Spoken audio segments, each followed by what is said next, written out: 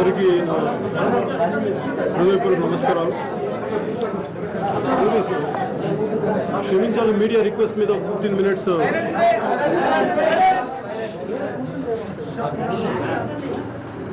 Media request మీద ఇంక 15 నిమిషాలు కొంచెం లేట్గా స్టార్ట్ చేయడం జరిగింది.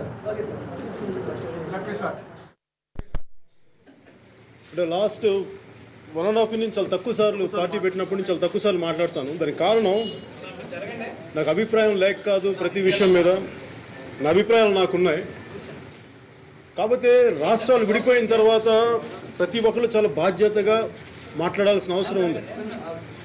అందుకని దాంట్లో భాగంగా నేను ఎలా పడితే అలా మాట్లాడడానికి ఇష్టపడను. నాకు ఎందుకు మాట్లాడినంటే ఒక సామెత గుర్తొస్తూ ఉంటుంది. ఒక కొడుకు తల్లి దగ్గరికి వెళ్ళి అమ్మ ఏం చేసి బతికినాయంటే నోరు చేసి బతుకు బిడ్డ ఉందంట.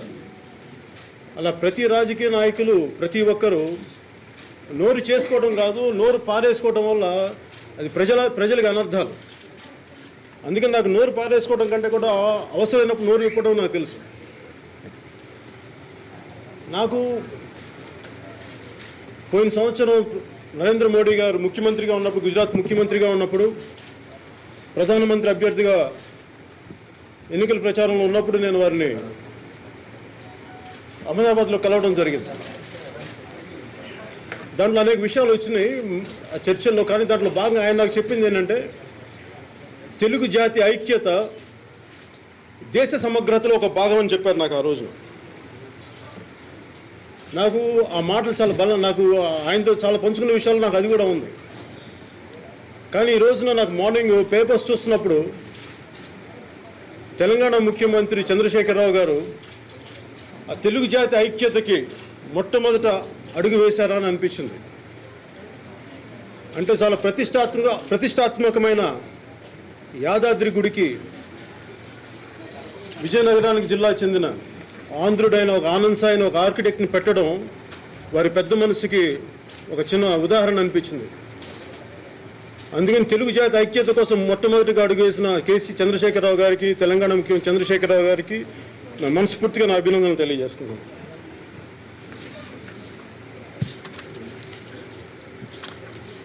అలాగే ఈ మధ్యన వీడు పవన్ కళ్యాణ్ పార్టీ పెట్టాడు, మాట్లాడు, తప్పించుకుంటాడు, తిరగడు, కనిపించడు, ఇది రాజకీయాలు నడిపే విధానం కాదు అని అందరూ అంటూ ఉంటే నాకు తెలుసు, అవన్నీ తెలియక కాదు. కాదు, ఇందాక చెప్పినట్టుగా నాకు నోరు పారేసుకోవడం తెలియదు, అవసరమైనప్పుడు నోరు ఇప్పడం అలవాటు నాకు. అలాగే ఈ మధ్యన కాంగ్రెస్ నాయకులు, నాకు రాజ్యసభ సభ్యులు వి హనుమంతరావు గారు కూడా నా గురించి ఇట్లాగే అన్నారు, కరప్షన్ గురించి మాట్లాడుతున్నావు కదా, ఇలాంటి సమయంలో క్యాష్ ఫర్ ఓటు విషయంలో నువ్వు మాట్లాడాలి కదా, ఎందుకు మాట్లాడలేదు అని ఆయన అన్న విషయం కూడా నాకు దృష్టికి వచ్చింది. అంటే నాకేమనిపిస్తుంది, ఇలాంటి విషయాల్లో మాట్లాడాలి అంటే కాంటెంపరీ పాలిటిక్స్లో నీతి నిజాయితీలకి సాధ్యమని అనిపిస్తుంటుంది. అంటే వర్తమాన రాజకీయాలు నీతి నిజాయితీలకి పుట్టిల్లు కాదని చెప్పి బయట రోడ్డు మీద వెళ్ళి చిన్నపిల్లవాడు అడిగిన చెప్తాడు. అంటే కామెంట్ చేయాలి. ఇప్పుడు ప్రస్తుతం ఒకరినొకరు కామెంట్ చేసుకునే విధానం చూస్తుంటే తన కంట్లో దూలం పెట్టుకొని ఎదురోడి కంట్లో నలిసించినట్టుగా ఉంది. కాదు, ఇక్కడ తేడా ఏంటంటే ప్రతి వాళ్ళ కంట్లో దూలాలే ఉన్నాయి, కాబట్టి చిన్నవి పెద్దవని తేడా అంతే తప్ప. అందుకని నాకు ఆ జంజాటంలో రావాలా లేదా మాట్లాడితే ఏంటి, నాకు రాజకీయాలు నాకు కొత్త. నాకు నిజంగా నాకు రాజకీయం నాకు సొసైటీ పట్ల కన్సర్న్ ఉంది, దేశ వ్యవస్థ పట్ల కన్సర్న్ ఉంది, దేశ సమగ్రత పట్ల కన్సర్న్ ఉంది. కానీ ఇవన్నీ కలిపి నన్ను ఎలా పడితే అలా మాట్లాడనివ్వకుండా చేస్తుంటాయి. ఇప్పుడు రేవంత్ రెడ్డి గారి విషయంలో క్యాష్ ఫర్ ఓట్ విషయంలో నాకు చూస్తే ఇప్పుడు దాని ముందు వెనకంటే నాకు అది ప్రస్తుతం కోర్టులో ఉంది కాబట్టి దాని గురించి అది తప్ప ఒప్ప అని చెప్పేది అది కోర్టులు నిర్ణయించాలి. కాకపోతే దానికి వెనక ఉన్న కారణాలు ఇవన్నీ చూసుకుంటే ఇందాక చెప్పినట్టుగా ప్రతి పార్టీకి కొన్ని కంట్లో దూలాలు ఉన్నాయి, ప్రతి పార్టీకి కొన్ని సమస్యలు ఉన్నాయి. ఎవరు కూడా కంప్లీట్గా అసలు నీతి నిజాయితీలతో ఉన్నారా అంటే ఖచ్చితంగా మనకున్న కాంటెంపరీ పొలిటికల్ సిచ్యువేషన్లో వర్తమాన రాజకీయాల్లో సాధ్యపడుతుందా, అలాంటి అసాధ్యం నాకైతే కనిపించట్లేదు. కాకపోతే ఉన్నవి వీంట్లో మనం సర్దుకొని వెళ్తూ ఉండాలి. నాకు మన ఈయన రేవంత్ రెడ్డి గారి విషయంలో చూస్తే నాకేమనిపిస్తుంటే ఇలాంటి సమయంలో రాష్ట్రం రెండుగా విడిపోయినప్పుడు సమయంలో ఇంత పొలిటికల్ గేమ్స్ ఆడే, ఇంత రాజకీయ క్రీడలు ఆడే లగ్జరీ రెండు రాష్ట్రాలకి, రెండు ప్రభుత్వాలకి ఉందన్న నాకు ఆలోచన వస్తూ ఉంటుంది.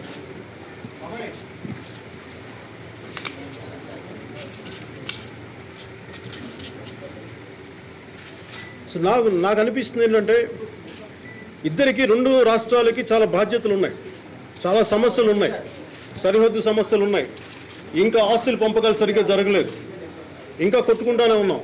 రాష్ట్రం విడిపోయిన తర్వాత కూడా ఇలాంటి వాతావరణం, ఘర్షణపూరితమైన వాతావరణం ఎవరికి మంచిది కాదనేది నాకు భావన ఉంటుంది. అది అనేకసార్లు చెప్పాలనిపిస్తే కానీ ఏ మాట మాట్లాడితే ఎక్కువ, ఏ మాట మాట్లాడితే తక్కువ అన్న ఆలోచన నన్ను ప్రతిసారి నన్ను ఆపేస్తూ ఉంటుంది. అంటే నాకు వీటన్నిటికీ కారణాలు నాకేమనిపిస్తున్నాయంటే ప్రజల అవసరాల కంటే కూడా పార్టీ ప్రయోజనాలని ముందుకు నెడితే వచ్చే సమస్యలు ఇలాంటివి.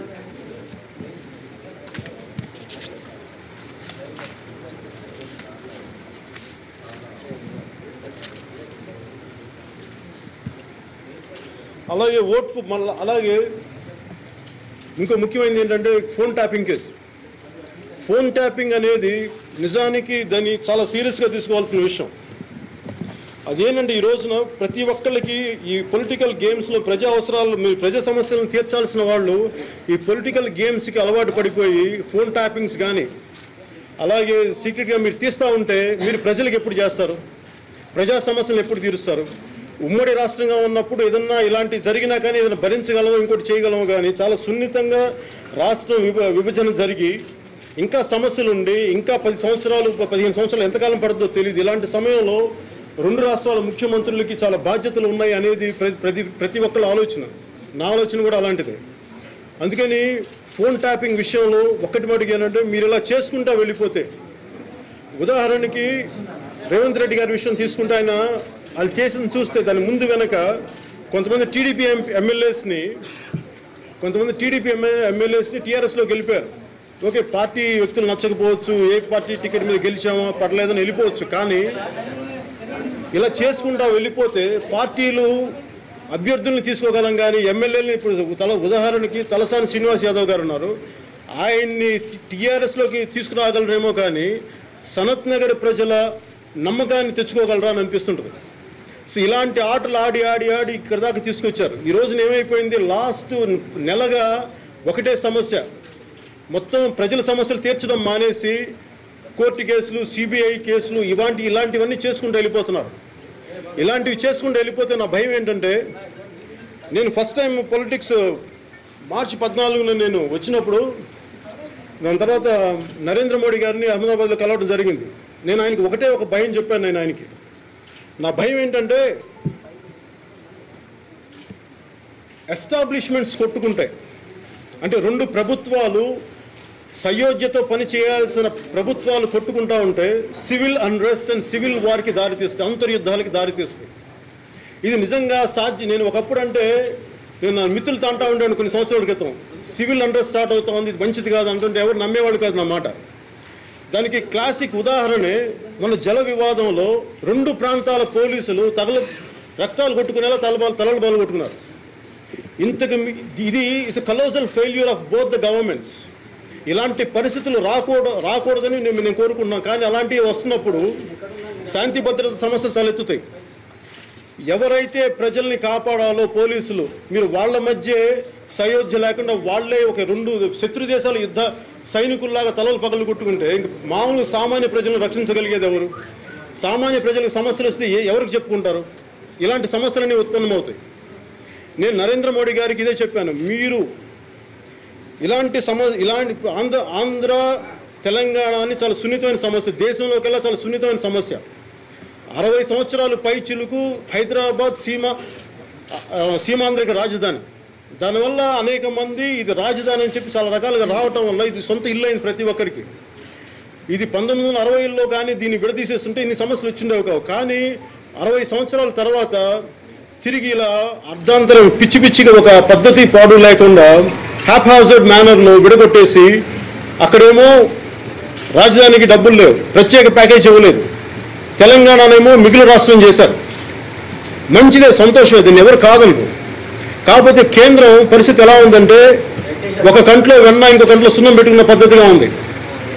ఏదైనా మాట్లాడదామంటే నిప్పుకోడిలాగా తల ఇసుకలో దూర్చి మాకేం సంబంధం లేదన్నట్టుగా అది రెండు ప్రభుత్వాలు చూసుకోవాలంటుంది. విడగొట్టింది UPA and NDA. Both UPA and NDA has the responsibility to handle the affairs of Telangana and Andhra Pradesh. If you keep on ignoring this source, one day this will lead to civil war and civil unrest in both the states. I request Prime Minister Shri Narendra Modi, please kindly sir, please look into it. I request you sir.